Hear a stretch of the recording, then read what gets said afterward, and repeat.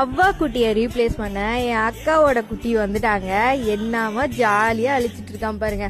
அவன் காட்டில் மழை தாங்கிற மாதிரி கண்டுபிடிச்சிட்டாங்கடா ஓடுறான்னு ஓடிட்டான். அப்புறம் எல்லாத்தையும் க்ளீன் பண்ணிட்டு நம்ம ஹாஃப் சர்க்கிள் எடுத்து யூஸ் பண்ணலான்னு போது விசிறதுக்கு நல்லா இருந்துச்சு. நல்லா காற்று வருது அப்படின்னு சொல்லிட்டு அப்புறம் மேக் பண்ணிட்டு இருந்தேன்.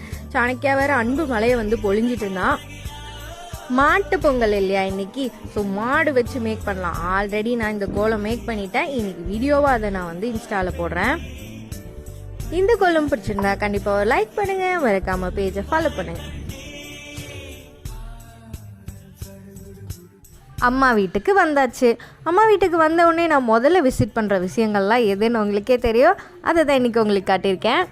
அந்த கலர்ஸும் அந்த க்ரீனிஷும் பார்க்க கண்ணுக்கு குளிர்ச்சியாக இருக்குது. இந்த செடியில் பாருங்களேன், வித்தியாசமாக இலையிலோட மூளையில் என்னமோ வச்சுருக்கு. அதிலிருந்து தான் இன்னொரு செடி வளருமா. பார்க்கவே கொஞ்சம் நல்லா இருந்துச்சு, வித்தியாசமாக இருந்தது.